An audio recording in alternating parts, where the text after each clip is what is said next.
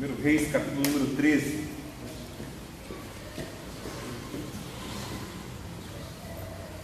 A palavra fala assim, a partir do versículo número 1: Eis que por ordem do Senhor veio de Judá a Betel um homem de Deus, e Jeroboão estava junto ao altar para queimar incenso.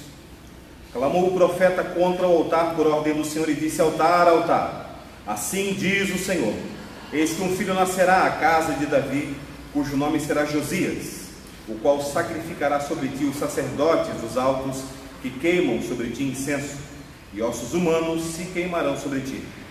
Deu naquele mesmo dia um sinal, dizendo: este é o sinal de que o Senhor falou, eis que o altar se fenderá e se derramará a cinza que há sobre ele. Tendo o rei ouvido as palavras do homem de Deus que clamara contra o altar de Betel, Jeroboão estendeu a mão de sobre o altar, dizendo: prendei-o. Mas a mão que estendera contra o homem de Deus secou, e não a podia recolher. O altar se fendeu, e a cinza se derramou do altar, segundo o sinal que o homem de Deus apontara por ordem do Senhor. Então disse o rei ao homem de Deus: implora o favor do Senhor teu Deus e ora por mim, para que eu possa recolher a mão. Então o homem de Deus implorou o favor do Senhor, e a mão do rei se lhe recolheu, e lhe ficou como dantes. Disse o rei ao homem de Deus: vem comigo a casa e fortalece-te, e eu te recompensarei.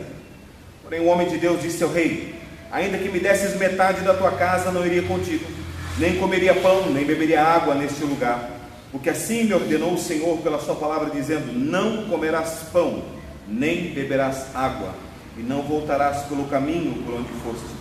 E se foi por outro caminho, e não voltou pelo caminho por onde viera a Betel. Morava em Betel um profeta velho. Vieram seus filhos e lhe contaram tudo o que o homem de Deus fizera naquele dia em Betel, as palavras que dissera ao rei, contaram-nas a seu pai. Perguntou-lhes o pai: por que caminho se foi? Mostraram seus filhos o caminho por onde fora o homem de Deus que viera de Judá. Então disse a seus filhos: aguardai-me um jumento. Aguardaram-lhe o jumento, e ele montou, e foi após o homem de Deus, e achando-o sentado debaixo de um carvalho, lhe disse: és tu o homem de Deus que vieste a Judá? E ele respondeu: eu mesmo. Então lhe disse: vem comigo a casa e come pão. Porém lhe disse: não posso voltar contigo, nem entrarei contigo, não comerei pão, nem beberei água contigo nesse lugar, porque me foi dito pela palavra do Senhor: ali não comerás pão, nem beberás água, nem voltarás pelo caminho por que foste. Tornou-lhe ele: também eu sou profeta como tu, e um anjo me falou por ordem do Senhor, dizendo: faze-o voltar contigo à tua casa, para que coma pão e beba água. Porém mentiu-lhe. Então voltou ele, comeu pão em sua casa e bebeu água. Estando eles à mesa, veio então a palavra do Senhor ao profeta que o tinha feito voltar, e clamou ao homem de Deus que viera de Judá, dizendo: assim diz o Senhor, porquanto foste rebelde à palavra do Senhor, e não guardaste o mandamento que o Senhor teu Deus te mandara, antes voltaste e comeste pão e bebeste água no lugar de que te dissera: não comerás pão nem beberás água, o teu cadáver não entrará no sepulcro dos seus pais. Depois de o profeta, quem fizera voltar a haver comido pão e bebido água, albardou para ele jumento, foi-se, pois, e um leão o encontrou no caminho e o matou. E o seu cadáver estava atirado no caminho, e o jumento e o leão parados junto ao cadáver. Eis que os homens passaram e viram o corpo lançado no caminho, como também o leão parado junto ao corpo, e vieram e o disseram na cidade onde o profeta velho habitava. Ouvindo o profeta que o fizera voltar do caminho, disse: é o homem de Deus que foi rebelde à palavra do Senhor. Por isso o Senhor o entregou ao leão, que o despedaçou e matou, segundo a palavra que o Senhor lhe tinha dito. Então disse a seus filhos: albardai-me o jumento. E eles albardaram, e ele se foi e achou o cadáver atirado no caminho, e o jumento e o leão parados junto ao cadáver. O leão não tinha devorado o corpo, nem despedaçado o jumento. Então o profeta levantou o cadáver do homem de Deus, e o pôs sobre o jumento, e o tornou a levar. Assim veio o profeta velho à cidade para o chorar e enterrar. Depositou o cadáver no seu próprio sepulcro, e o prantearam, dizendo: ah, irmão meu, depois de o haver sepultado, disse a seus filhos: quando eu morrer, enterrai-me no sepulcro em que o homem de Deus está sepultado. Ponde-me os meus ossos junto aos ossos dele. Certamente se cumprirá o que por ordem do Senhor clamou contra o altar que está em Betel e contra todas as casas dos altos que estão nas cidades de Samaria. Vamos orar? Pai querido e santo, nós te louvamos agradecidos, Senhor, porque graças à tua bondade, Senhor, à tua misericórdia, à tua soberana vontade, nascemos em um país livre, onde livremente podemos te adorar, te louvar e te bendizer. Amém. Obrigado, Pai, porque temos a liberdade de nos reunir nesse lugar, Pai. Amém. E estarmos lendo a tua palavra livremente, em segurança, confortáveis aqui estamos, Pai. Amém. Isso tudo é graças à tua boa mão, Senhor, e nós te louvamos. Te pedimos, Senhor, que o Senhor permita que no Brasil haja liberdade de culto e que possamos continuar te cultuando, Senhor, livres dessa maneira, a ponto de proclamar a tua glória, Senhor, em todas as cidades da nossa nação. Amém. Salva a nossa nação, que nós te pedimos nessa noite, Pai. Usa os jovens, usa, Pai, os adultos, usa, Senhor, os velhos, usa as crianças, usa, Senhor, os teus instrumentos que já escolheste. Nós te pedimos, Pai, tem misericórdia no nosso Brasil, venha Amém. Sobre nós, Pai, com a tua graça, com o teu amor, com a tua salvação. Amém. Cremos em tua soberania, cremos que tudo está no teu absoluto controle. Amém. E, Senhor, descansamos em ti. Oramos nessa noite pedindo: ilumina-nos a mente e o nosso coração, torna cativo o nosso coração, nossa mente, a tua presença, para que aprendamos as tuas palavras. Oramos em nome de Jesus, tua igreja diz amém. Amém. Pastor Jefferson, o senhor está encrencado. O senhor, na verdade, lê um texto comprido desse, né? E o senhor fala que sua mulher diz que é ruim, então o senhor está com um problema sério. Esse texto, irmãos, é um texto que poucas pessoas pregam. E eu também não vou pregar sobre esse texto nessa noite, é apenas uma introdução minha. Mas é uma introdução sobre duas pessoas muito peculiares. Um homem de Deus e um profeta velho. Será que hoje nós teríamos coragem de chamar algum profeta de velho? Nós teríamos coragem de chegar hoje, quem sabe, para um obreiro, um pastor, né? E falar assim: o senhor está velho, hein, pastor? O senhor está na hora de jubilar já, porque o senhor está na hora de encostar aqui. Nós não teríamos. Será que nós teríamos coragem de chegar hoje, quem sabe, dizer para algum jovem, né? Ó, meu querido, né? Desista de ser pastor, desista de ser pregador, desista de ser orador da palavra, você é muito novo. Também não faríamos assim. Como somos cristãos, incentivaríamos o jovem e suportaríamos, não aquele suportar de paciência, mas de dar suporte aos obreiros mais antigos para que continuassem servindo o Senhor. Mas esse texto fala essencialmente sobre duas coisas. A primeira coisa que fala é sobre a palavra do Senhor. Havia uma palavra que foi dada da parte de Deus. E a segunda questão fala sobre obediência.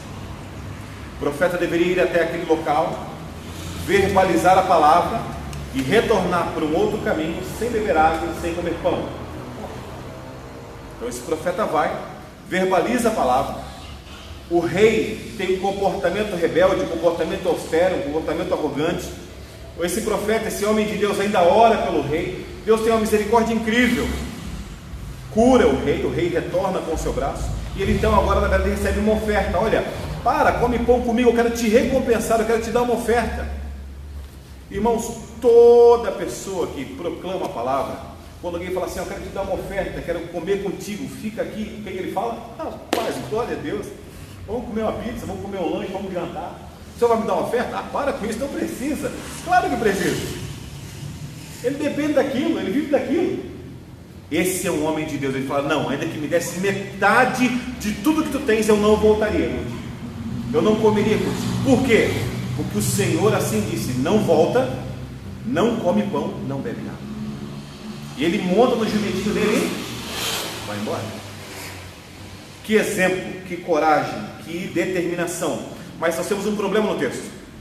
O problema é, pastor Jefferson, ele para e se assenta embaixo de uma árvore, ele está cansado. Nesse assentar, nessa parada dele, algo acontece. Os filhos do profeta, que era velho, o profeta aposentado, fala assim: pai, tinha um cara na cidade hoje, você tinha que ver, pai. Que entusiasmo, pai. Que dinamismo, pai. Que coragem. Paizão, ele profetizou contra o altar dizia: quebrou e fendeu e saiu a cinza. Pai, que coisa incrível. E aquele pai, que coçou a barba branca, falou: rapaz, eu já fui assim, hein? Eu já profetizei assim. Rapaz, já fui usado assim. Por que caminho ele foi? Paizão, ele recebeu um convite do rei, ele foi por tal caminho, ele não podia voltar para o mesmo caminho. Prepara aquele jumento lá, não 1.0, prepara aquele 2.0, aquele que corre mais. Eu vou atrás desse profeta aí, eu vou atrás desse homem de Deus aí. E ele foi. E quando ele encontra esse homem parado, assentado, ele fala assim: por acaso você é aquele menino dinâmico, aquele jovem presbiteriano, que chegou na verdade e proclamou a palavra, verbalizou a palavra? É você? Sou sim, senhor. Rapaz, eu quero que você volte, come um pão comigo, fica comigo. Todos nós queremos estar perto de pessoas de Deus.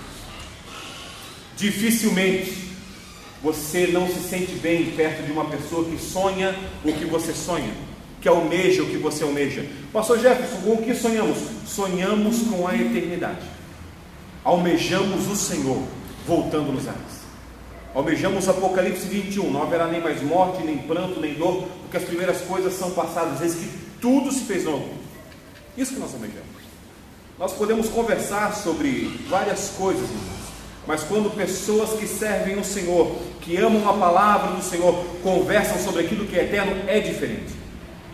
Da criança até, na verdade, o mais sábio, o mais antigo, quando se conversa sobre aquilo que é eterno, é diferente. Pastor Jefferson, a criança, se você chegar e estiver lecionando uma aula sobre escola dominical, e estiver conversando e demonstrando a maravilhosa Sagrada Escritura, as crianças têm seus olhos brilhando. Se você estiver entre os jovens, estiver discutindo sobre como, na verdade, da porta da igreja para fora o negócio está difícil, e como da porta para dentro também está difícil, eles falam assim: pastor, e onde é que a gente vai procurar a solução? Na palavra. E se nós estivermos entre os mais velhos, e agora eu vou usar um termo com muito cuidado aqui, que às vezes estamos cansados, né? Me coloco entre eles, sou com 42, né? O pessoal só acha que eu sou o Jefão, né? Na verdade sou o velho, né? Como diz Paulo, né? Já velho, né? Esperando um momento diferente da minha vida. Nós também clamamos ao Senhor que Ele venha nos renovar, nos encher de esperança. Agora o ponto do texto está, irmãos, quando ele fala ao profeta, quando esse profeta velho fala ao homem de Deus, ao menino novo, né? Vou usar esse termo aqui, ele fala assim: olha, volta porque um anjo veio conversar comigo. Quero citar aqui com muito respeito o reverendo Glênio Fonseca Paranaguá, pastor titular, pastor efetivo da Igreja Batista de Londrina, que, dizendo a respeito da Epístola aos Gálatas, fala sobre o fato de não haver a necessidade de um outro evangelho. Então o reverendo Glênio, ele fala que se um dia entrasse pela porta ao estar pregando, o anjo Gabriel e aquela luz de Deus entrasse, ele visse aquilo e fizesse assim com os olhos, assim: pois não, quem é o Senhor? E ele fala assim: sou Gabriel, o anjo do Senhor, aquele mesmo que falou com Maria. Pois não, sou Gabriel, posso te ajudar? Eu trouxe uma mensagem para a igreja, Glênio. Uma mensagem para a igreja? Uma mensagem.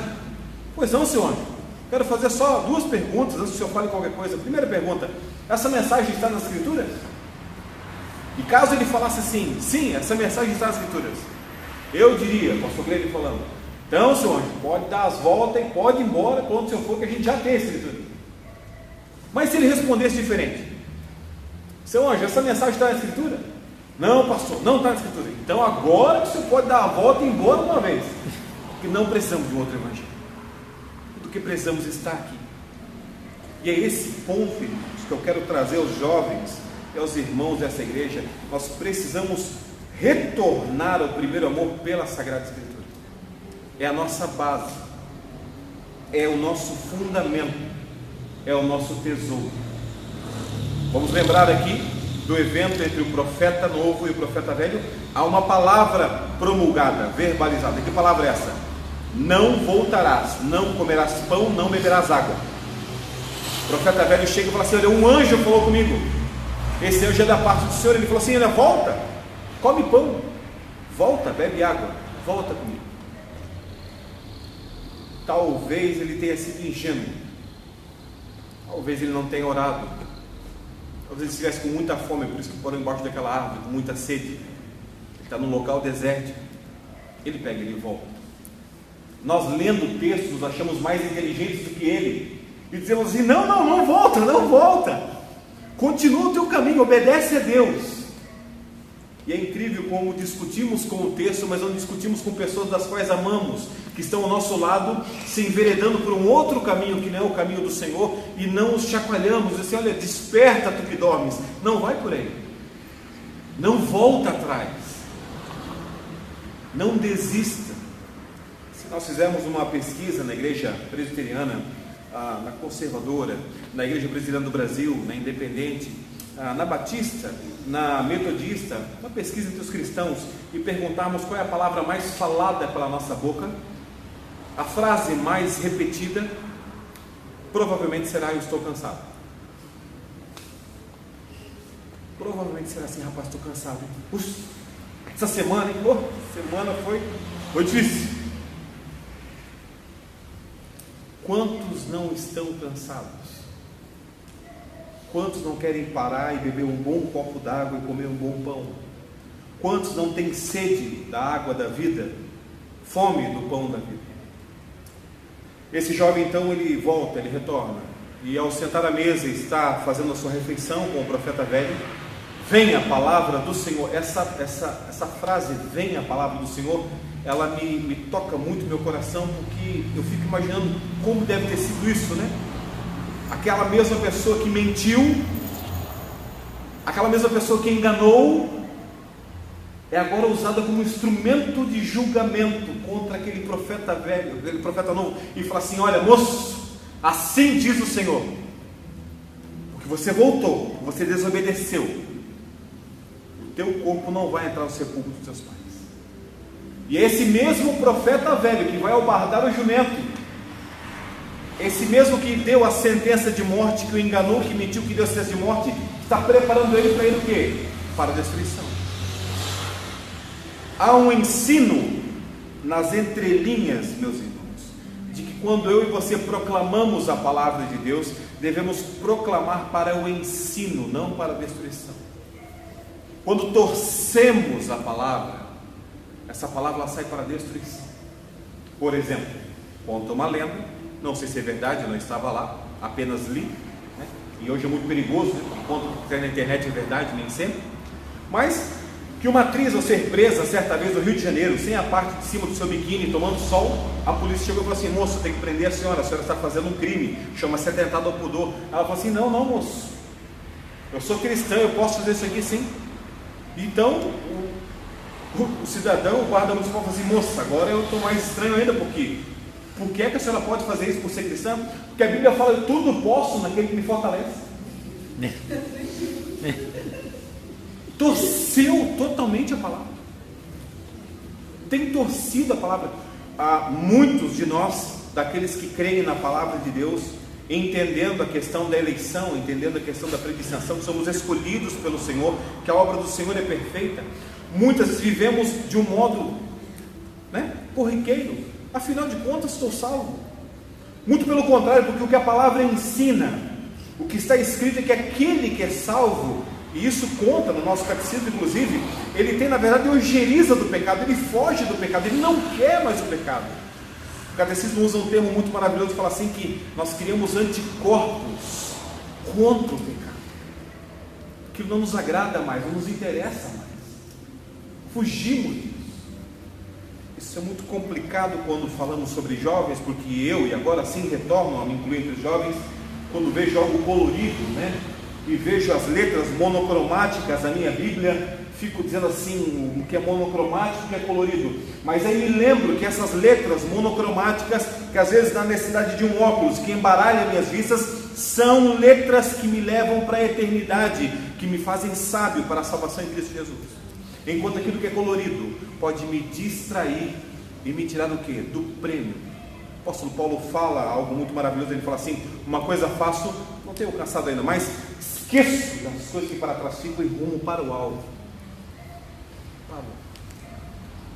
Pastor, então, o que fazer agora? Esse homem está com seu trajeto, a sentença de morte promulgada. Ele vai morrer, O profeta já falou, a palavra vai se cumprir. Eu queria que, se você pudesse me acompanhar, vamos dar uma passeada rápida pela palavra de Deus. Temos então esse texto como introdução. Abra em 2 Timóteo, só para eu poder argumentar algumas questões aplicativas aqui. 2 Timóteo.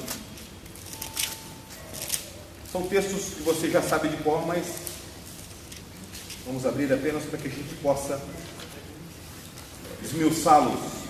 Capítulo 3, versículo 14. Capítulo 3, versículo 14, 15, 16 e 17. 2 Timóteo, capítulo 3, versículo 14 até o 17.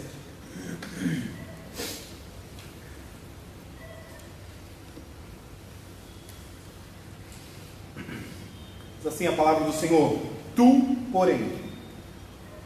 Esse tu, porém, eu na minha Bíblia, tem pessoas que amam tanto que não escrevem, não rabiscam, né? Eu fiz um círculo e sublinhei, como se Paulo estivesse falando comigo. Tu, Jefferson, porém. Claro, ele estava falando com Timóteo, mas eu tomei para mim aqui.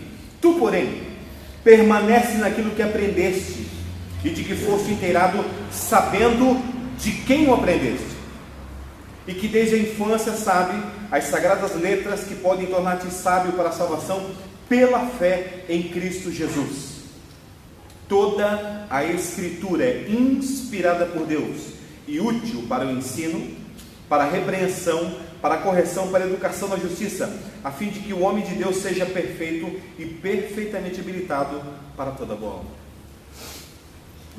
Eu estou terminando um curso teológico e a minha tese, a minha dissertação, ela fala sobre a inerrância e a infalibilidade da Bíblia. Quando eu falo sobre inerrância, diz que ela não pode errar, ela não tem como errar. E quando eu digo que ela é infalível, ela não tem como falhar. E o apóstolo Paulo fala aqui para Timóteo assim: Timóteo, permanece naquilo que aprendeste. Toda a Escritura, de Gênesis a Apocalipse, toda ela, cada letra, cada parágrafo, cada linha, cada parte que nós a temos hoje traduzida na nossa linguagem, graças a Deus, é inspirada por Deus. Esse inspirada por Deus, se você tiver a disposição, e eu oro a Deus que você tem em nome de Jesus, se você tiver a intenção, o tempo, o investimento para poder estudar o grego, quem sabe, que é a língua original do Novo Testamento, chama-se teopneustos essa palavra aqui. Como se o Senhor fizesse assim, soprasse a palavra dele. Teopneustos, a gente lembra de pneu, né? O pneu está cheio de algo, cheio de ar. Teopneustos, essa palavra, ela não foi na verdade inspirada, ela foi soprada sobre os escritores.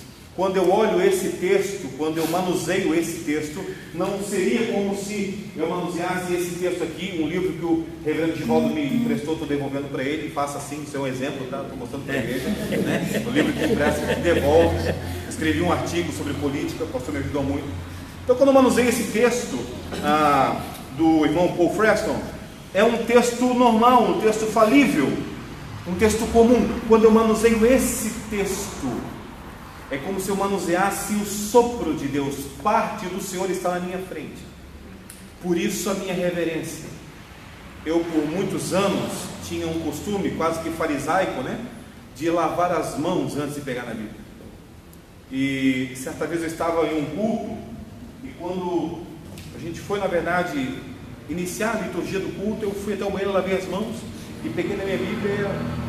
O irmão que tocava violão falou assim para mim: Pastor Jefferson, você veio só lavar as mãos e pegar a Bíblia? É um costume do senhor? Eu falei: é um costume.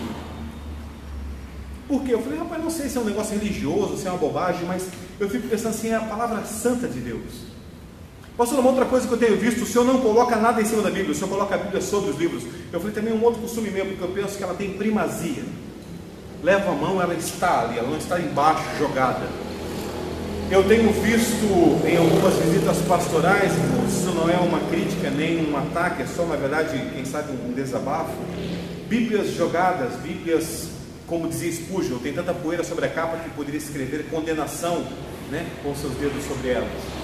A pessoa chega e joga a Bíblia, só tem a Bíblia, não é uma Bíblia de uso, né? A Bíblia da minha esposa é de uso, a gente tem que comprar outra para ela, de tanto que ela usa, mas são Bíblias de não ter cuidado. Essa palavra, ela é inspirada, ela é diferente. Além de inspirada, ela é útil para o ensino e para a repreensão. Então eu queria pedir para você, pai, para você, mãe, tio, tia, avô, avó, para você, irmão em Cristo, que você possa repreender quem você ama, biblicamente, com amor. Nós somos acostumados a exortar, né? Eu tenho um amigo meu que fala assim: eu sou da exortação, eu desço o pau. Eu tive que parar e pegar no próprio assim: como assim? Não, eu bato sem dó, eu tenho cajado preto. O irmão é do cajado branco. Irmão, isso não existe, isso não tem base. A Bíblia fala sobre amor, a Bíblia fala sobre perseverança, a Bíblia fala sobre um texto que é lindo, que é maravilhoso, que é santo, que é eterno. Se você puder me acompanhar, por gentileza, o capítulo 4, ele fala assim: conjuro-te perante Deus e Cristo Jesus, que é de julgar vivos e mortos pela sua manifestação, pelo seu reino, prega a palavra, insta, quer seja oportuno, quer não, corrige, novamente o termo, repreende e exorta com toda longanimidade e doutrina. O que é longanimidade? Ânimo longo. Quero clamar para vocês, meus irmãos jovens, meus irmãos nobres, meus irmãos queridos: não desista do ânimo do Senhor. O Senhor é o maior interessado pela sua igreja. Às vezes a gente pensa assim: puxa, um culto como esse podia estar lotado, podia estar cheio de gente da porta para fora. O Senhor, Deus, é o maior interessado. Ele quem dá crescimento. O apóstolo Paulo falou que, olha, uns dizem que são de Apolo, de Paulo. Rapaz, que isso? Quem é Apolo? Quem é Paulo? O Espírito Santo é quem dá crescimento. Apolo só pregou, Paulo só pregou.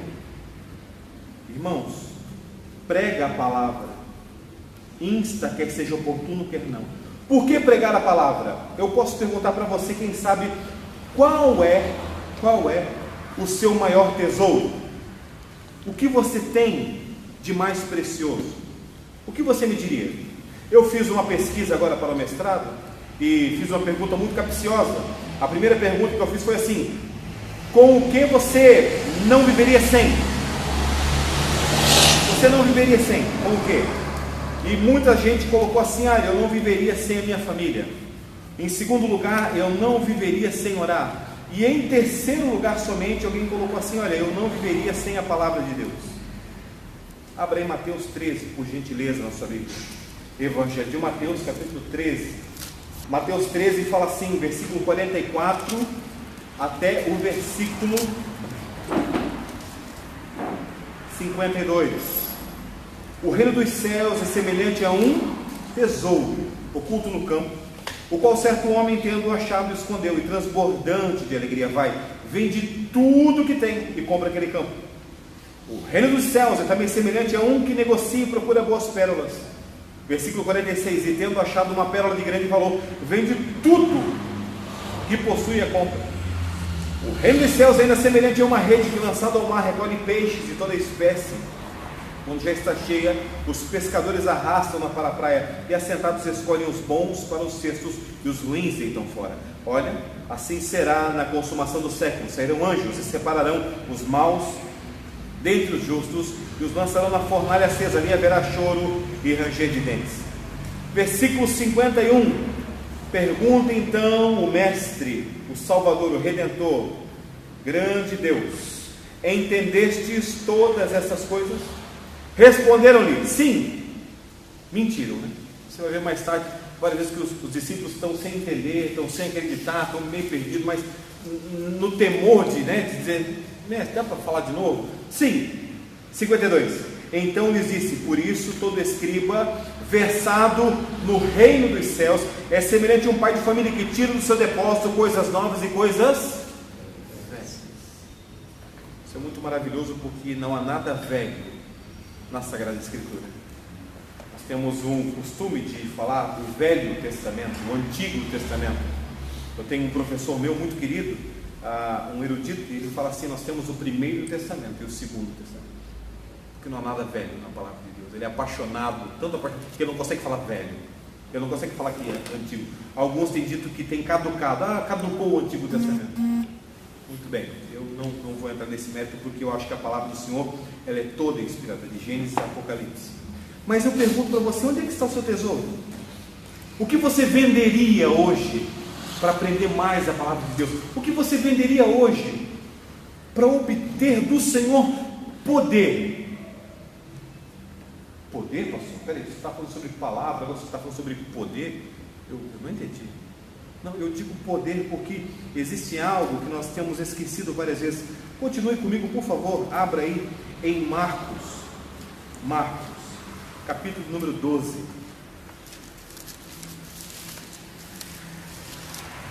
Marcos 12.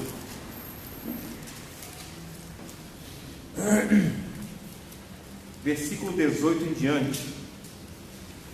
Então os saduceus, que dizem não haver ressurreição, aproximaram-se dele e perguntaram, dizendo: Mestre, Moisés nos deixou escrito que... Observe a acusação. Mestre, Moisés nos deixou escrito que, se morrer o irmão de alguém e deixar mulher sem filhos, seu irmão a tome como esposa e suscite descendência a seu irmão. Ora, havia 7 irmãos, o primeiro casou e morreu sem deixar descendência. O segundo desposou, a viúva e morreu também sem deixar descendência. O terceiro da mesma forma. E assim os 7 não deixaram descendência. Por fim, depois de todos, morreu também a mulher. Na ressurreição, quando eles ressuscitarem, de qual deles será ela esposa? Porque os 7 a desposaram. Versículo 24. Respondeu-lhes Jesus: não provém o vosso erro de não conhecerdes as Escrituras, nem o poder de Deus. Quando nós temos, eu não sei se é nessa mesa, mas vou tomá-la como exemplo, a Santa Ceia. A Santa Ceia é colocada sobre uma mesa. Nós temos 2 elementos. Quais são? Pão e vinho. Nós temos 2 elementos na vida cristã, na nossa vida, na nossa caminhada. Os 2 elementos é a palavra e a espiritualidade. Pastor, o que o senhor quer dizer com isso? Eu digo que muitos estão bêbados de vinho, que não querem o pão da palavra, e muitos estão empapuçados com o pão da palavra, por não quererem o vinho da espiritualidade. Pastor, o que nós precisamos? Nós não podemos errar, porque diz aqui, olha, o vosso erro constitui, e não conheceis a Escritura, pão e o poder de Deus, o vinho. Nós temos que achar, conforme está lá em Gálatas, capítulo 5, o fruto do Espírito, e temos temperança para sermos piedosos, homens de oração, mulheres de oração, jovens de oração, e também jovens que leiam a palavra de Deus com gosto, não por obrigação. Por obrigação. O Senhor é meu pastor, nada me faltará, Ele está me fazendo misericórdia. Oh Jesus, vamos lá no bíblico, que não termina mais. Isso não vai. Fulano gerou ciclano, gerou beltrano, gerou... Deixa eu pular essa parte aqui. Quem nunca pulou uma genealogia que joga a primeira pedra? Mas pastor, o senhor falou que toda a Escritura é inspirada? Toda a Escritura é inspirada. Onde está o meu tesouro, o seu tesouro? Como podemos ser jovens, como podemos ser homens de Deus, mulheres de Deus, que têm o quê? Que têm poder de Deus. Por quê? Porque o erro está em não conhecer as Escrituras e o poder de Deus. Me encaminho para o final. Abra aí, por gentileza, Lucas, capítulo número 12. Lucas 12.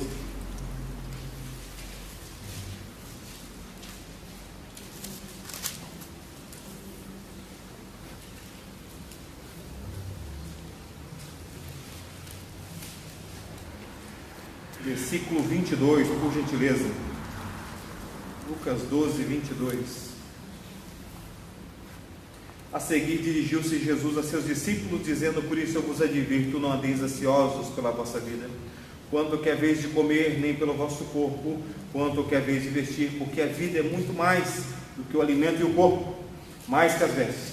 Observai os corvos, os quais não semeiam nem ceifam, não têm despensa nem celeiros, todavia Deus os sustenta. Quanto mais valeis do que as aves, pode vós, por ansioso que estejam, pode acrescentar um côvado ao curso da sua vida? Se portanto nada podeis fazer quanto às coisas mínimas, por que andais ansiosos pelas outras? Observai os lírios, eles não fiam nem tecem, eu contudo vos afirmo que nem Salomão em toda a sua glória se vestiu como qualquer um deles. Ora, se Deus veste assim a erva que hoje está no campo e amanhã lançada no forno, quanto mais tratando-se de vós, homens de pequena fé. Não andeis, pois, a indagar o que é vez de comer ou beber, e não vos entregueis a inquietações, porque os gentios de todo o mundo é que procuram essas coisas, mas vosso Pai sabe que necessitais delas. Eu me atrevo a repetir só essa última parte, por favor. Vosso Pai sabe que necessitais delas. 31. Buscai antes de tudo o seu reino, e essas coisas vos serão acrescentadas. Não temais, ó pequenino rebanho, porque o vosso Pai se agradou em dar-vos o reino. Vendei vossos bens e dai esmola. Fazei para vós outros bolsas que não se desgastem, tesouro inextinguível nos céus, onde não chega o ladrão, nem a traça consome. E esse é o texto que eu quero ligar com o texto de Mateus. Porque onde está o vosso tesouro, aí estará o vosso coração. Quando eu tinha 12 anos de idade, eu sofri um acidente, uma queimadura muito grave. Eu puxei a blusa, assim, veio parte da carne junto na blusa. Eu fiquei com medo de contar para o meu pai, um católico que não ia na igreja, mas tinha o costume de ler a palavra de Deus. Ele lia a Bíblia uma vez por dia, num determinado horário, num determinado momento, era o costume dele. E eu tinha só 12 anos, então eu comecei a gemer de dor. Ele perguntou: o que você tem, meu filho? Eu falei: pai, eu me machuquei. E quando ele viu, ele se assustou. Nós éramos muito pobres, extremamente pobres. Era uma época onde não havia celular, não havia telefone em casa, de linha, nada. E ele falou: meu Deus, o que a gente vai fazer? Eu falei: papai, ora por mim. Abre a Bíblia, lê a Bíblia e ora por mim. Eu tinha 12 anos.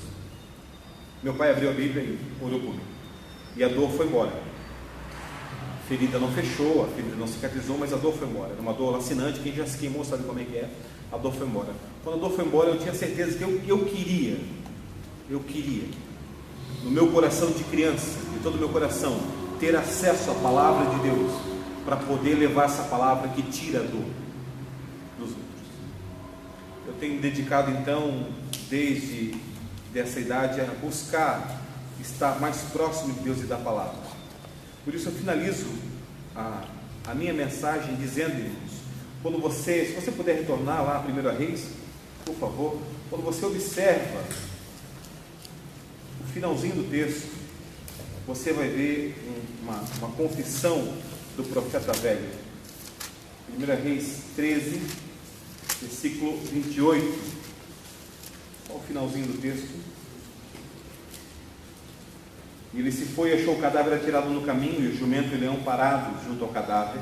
O leão não tinha devorado o corpo, nem despedaçado o jumento. Então o profeta levantou o cadáver do homem de Deus e o pôs sobre o jumento, e o tomou a levar. Assim veio o profeta velho à cidade para o chorar e enterrar. Depositou o cadáver em seu próprio sepulcro, e o prantearam, dizendo: irmãos meus. Se nós não obedecermos essa palavra, irmãos, se nós não crermos piamente, completamente nessa palavra, nada adiantará chorar. Nós não temos um outro Deus a quem clamar, a não ser o Deus que nos deu essa palavra. Nós não temos um outro Deus a quem servir, a não ser esse Deus. Nós temos servido muitas vezes o Deus do relógio, o tempo. Tem uma agenda complicada, o Deus das contas. Eu tenho que pagar um cheque, eu tenho que pagar uma conta, eu tenho que paga essa luz está cara, desliga essa água, diminui esse banho. Eu tenho servido várias.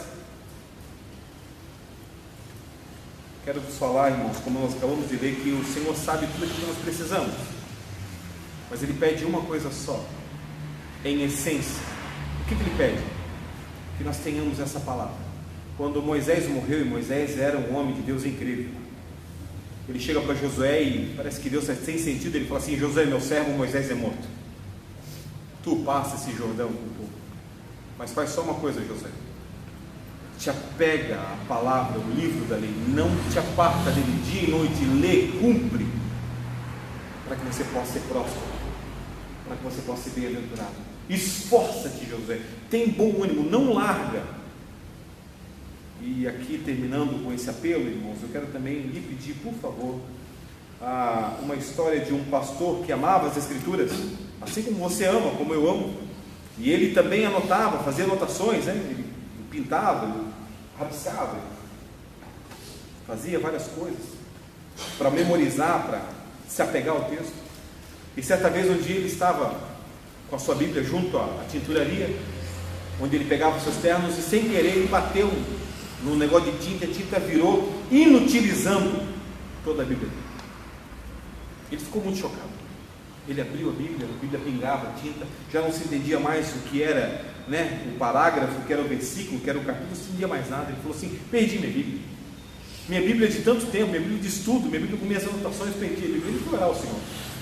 E essa pequena história conta que Deus respondeu no seu coração da seguinte maneira: você amava mais estudar do que a própria palavra. Nós temos que ter temperança, nós temos que ter discernimento. Nós temos que ter cuidado de não nos tornarmos religiosos.